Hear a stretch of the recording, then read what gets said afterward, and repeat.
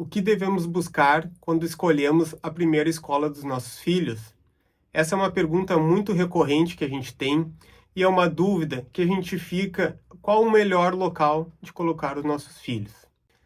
Aqui quem fala é Paulo Custódio, pai de 3 filhos, e o canal Pai no Comando é um local onde a gente fala sobre paternidade real, cockpit, campo, caos e carinho.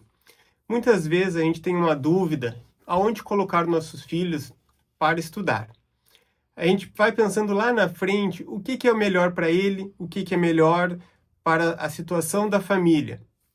A gente acaba vendo que buscar o ensino para os nossos filhos, a gente sempre quer o melhor, algo de qualidade. Devemos pensar em alguns fatores: distância da casa, como é que vai funcionar a logística.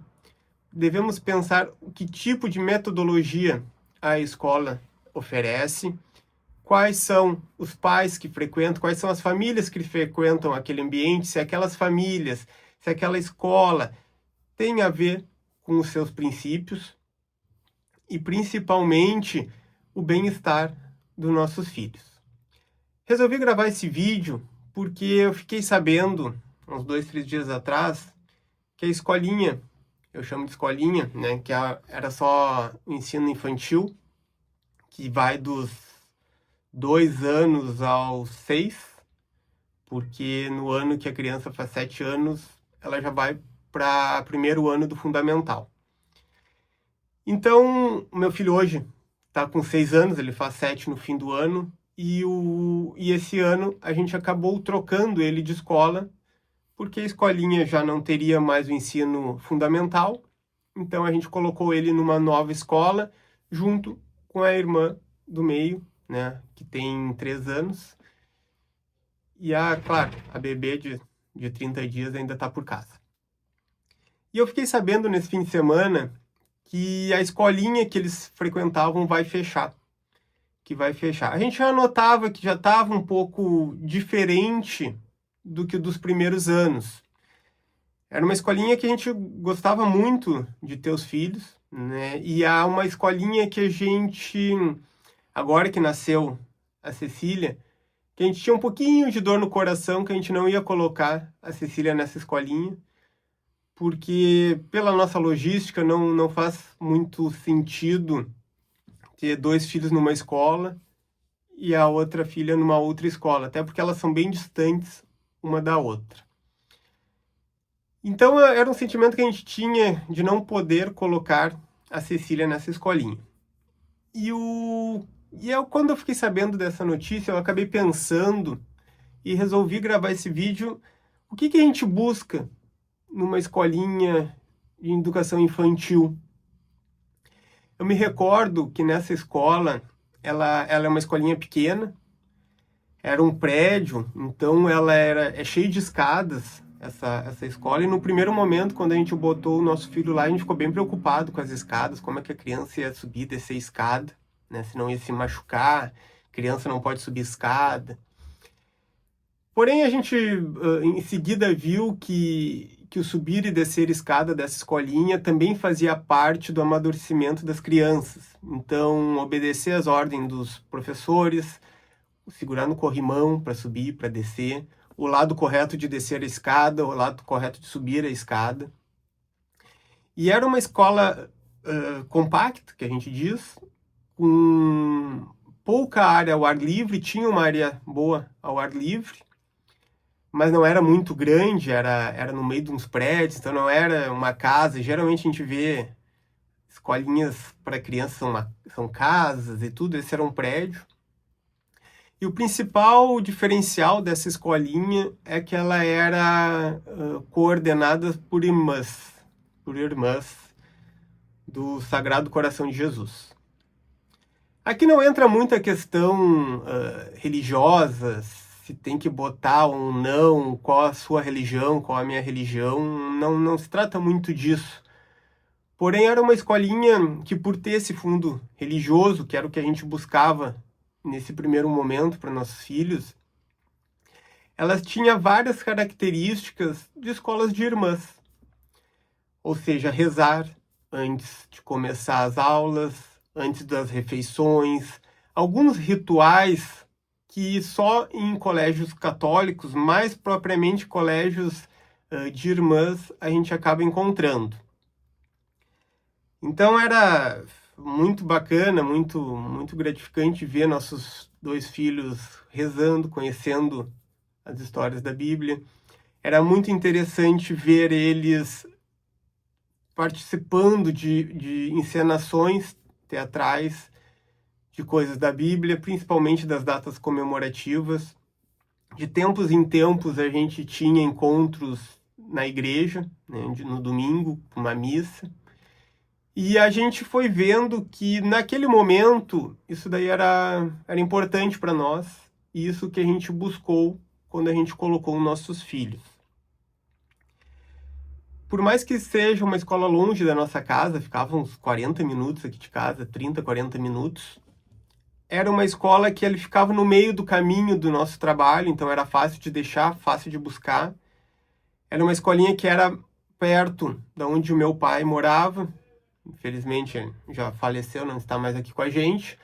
Então, qualquer aperto que a gente tinha, a gente chamava ele ia lá e buscava as crianças. Então, foi uma escola que a gente buscou e foi muito, acredito que foi muito acertada a nossa escola, a nossa escolha naquele momento. Porém, como eu vinha falando, já vinha há um tempo alguns questionamentos.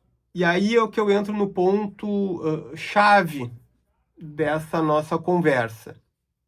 A partir daqui é o que realmente interessa nesse vídeo.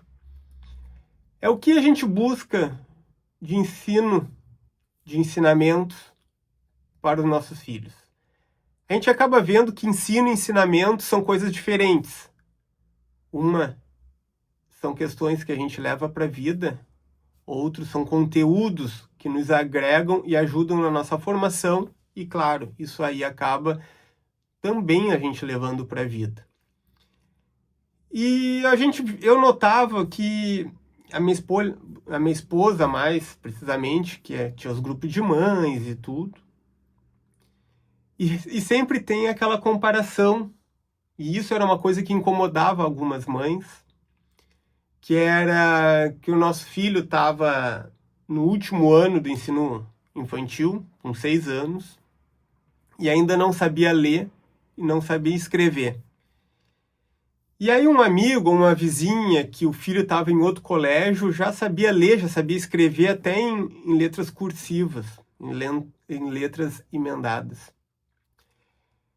E aquilo acabou incomodando alguns pais que frequentemente tinham algumas reuniões, eu até fui numa das reuniões, onde os educadores, não propriamente dessa escola, mas 2 educadores que falam e dão palestras e fazem reuniões em escolas, eles acabaram expondo alguns pontos de vista do que é esperado de uma educação infantil. E aí explicaram que é normal a criança não saber ler ou escrever com 6 anos, que a partir do 7º ano, dos 7 anos, ou do primeiro ano do ensino fundamental, é que começa essa transição. Nós, pais, a gente tinha uma outra grade curricular. Quando a gente entrou no primeiro ano, a gente já tinha 7 anos. Então, o nosso ensino fundamental tinha 8 anos e hoje o ensino fundamental tem 9. Até a gente chamava de primeiro grau e segundo grau. O primeiro grau ia até a 8ª série e o segundo grau, primeiro, segundo e terceiro ano. Hoje o ensino fundamental vai até o 9º ano. Porém, e é uma coisa que eu mesmo até não tinha esse conhecimento, esse 9º ano não foi acrescentado ao final. Ou seja, não eram os 8 anos de ensino fundamental, ou de primeiro grau, e foi acrescentado mais um ano. Na verdade, esse 1 ano ele foi acrescentado antes. Então, não é 8 mais 1, é 1 mais 8.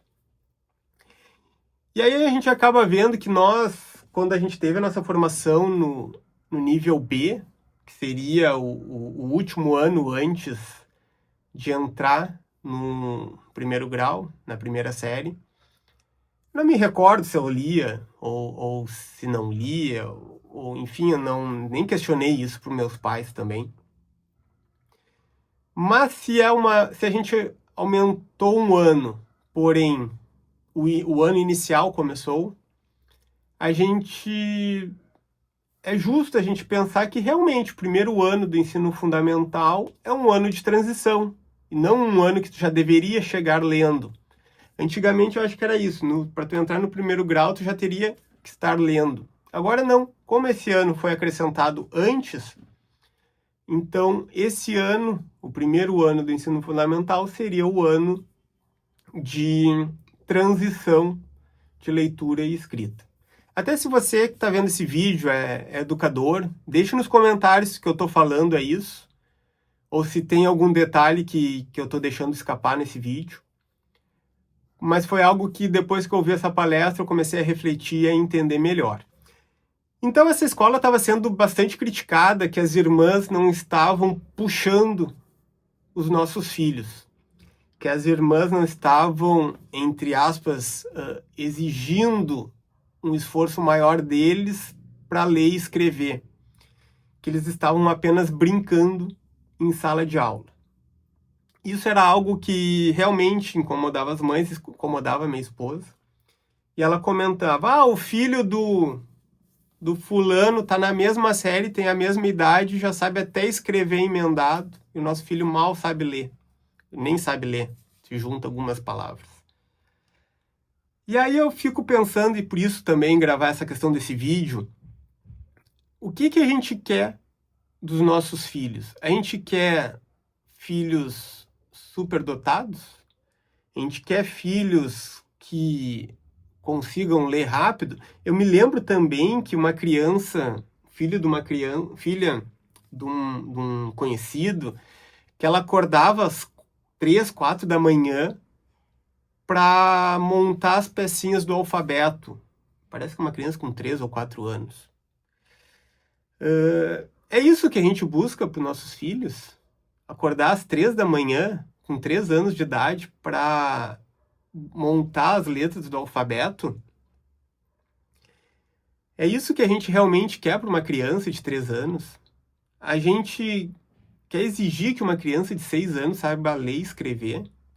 Ela vai passar mais 80, 90, ou quiçá com o avanço da medicina, 100 anos escrevendo e lendo? Será que nessas séries iniciais é isso que importa?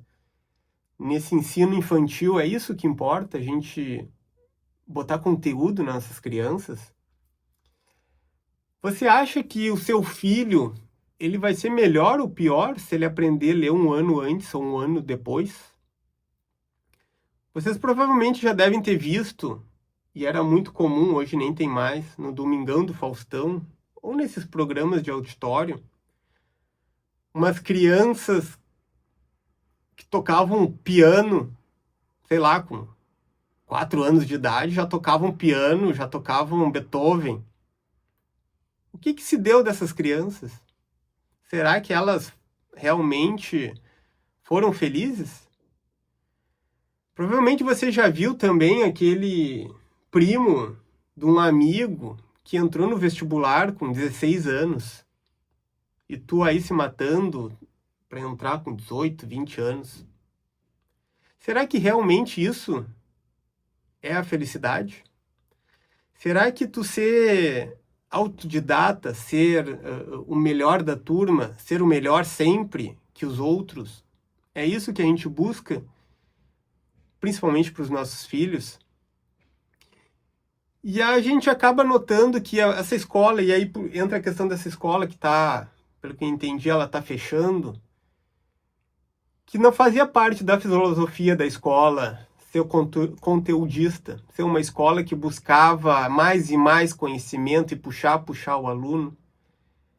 E aí, sinceramente, eu acho que chega uma hora que a coordenação que às vezes tem que fazer de tudo para conseguir conciliar vários pais, que é difícil, várias educadoras, que também é difícil, e mais uma coordenação com uma central, porque era uma rede de escolas. Será que às vezes não enche o saco e resolve realmente fechar? E será que o nosso futuro vão ser só escolas de alta performance? Que as crianças com 5, 6 anos já sabem ler e escrever? E será que essa criança que com 5, 6 anos não saber ler e escrever, ela já vai ser escanteada? Já não vai mais servir?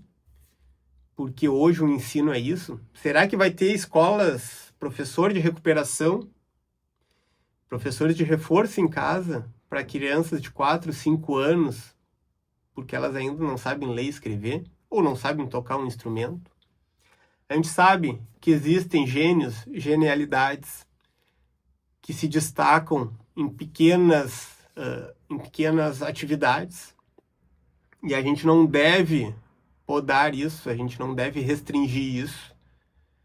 Mas a cada um gênio, quantas pessoas normais, quantas pessoas que nem eu, que nem você, que são pessoas normais, que muitas vezes, até pela rotina diária, até pela estrutura familiar, tem um pouco mais de dificuldade que um que o outro.